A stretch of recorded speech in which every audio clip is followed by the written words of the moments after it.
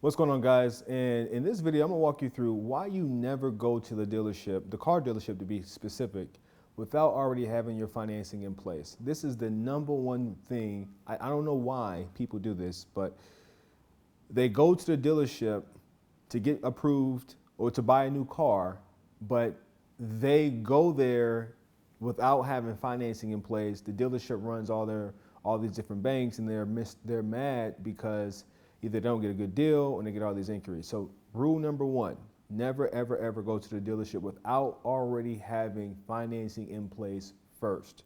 Now, a couple of things. If you're trying to purchase a car, before you even think about buying a car, you want to understand the different auto loan tiers.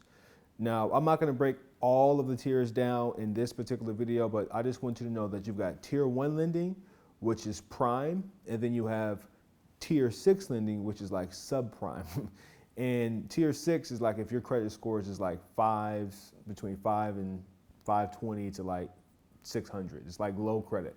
And the point of the different tiers is that prime, you have a 740, 750, great credit score. You're going to be paying like low interest rates versus the subprime, so to speak. Your interest rate is going to be like 19, 20%. So number one, you want to identify where your credit score is. You can go to an app, figure out where you are, and if your credit needs to be improved, you can take a look at a video where I broke down how to get negative items removed from your credit report. However, when it comes to purchasing this vehicle, and you already know that your credit is, I would say at least a 690, 700 FICO score or better, at that point, I would suggest going to your local bank. And if you bank with a credit union, I would highly recommend applying for the auto loan with them, because you already bank with them. Then you'll know, okay, well, I'm already approved for a $25,000 or a $30,000, $40,000, $50,000, whatever the vehicle is. Get the financing in place first. Then go to the dealership, and let's just say the bank approves you at 4% interest, or they approved you at 3%, 4%, 5% interest. Once you already go to the dealership, the other thing you want to do is already find the vehicle.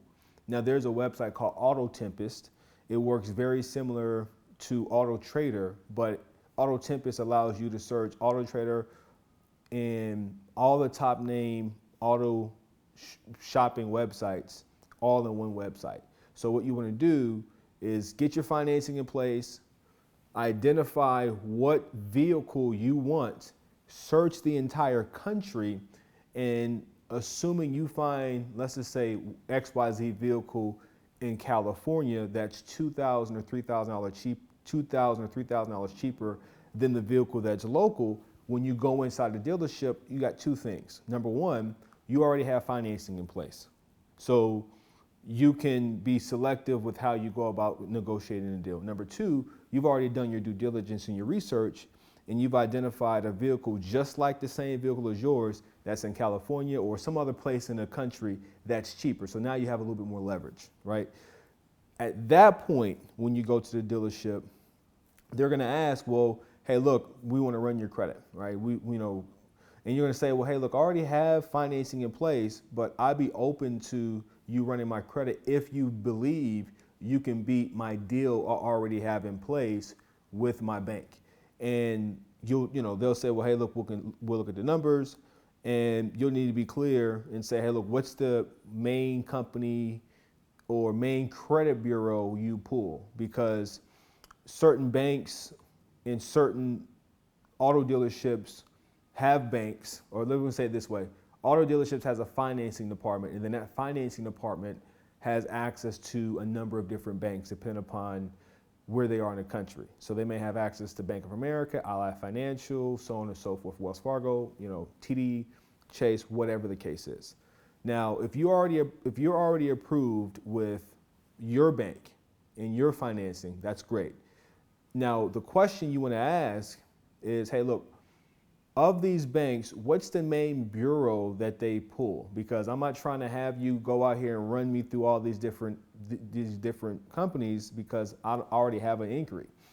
But the thing I want you to understand about the inquiry is, to spend a little bit of time here, is once you shop for auto or a home loan, let's just say auto loan in this example, when you do the inquiry today, you have a 45-day time frame to where any other auto inquiry will be counted as one inquiry, and that's only going to be the one inquiry that lowers your score in that time frame. So it's okay if they're able to pull your credit, but you want to be intentional to be like, hey, look, I'm already approved for financing. Do you think Bank of America, who's the main bureau they pull? TransUnion. Okay, you can look at your TransUnion report and then make a decision to see, hey, look, is my TransUnion up to par? Is it the highest where it needs to be?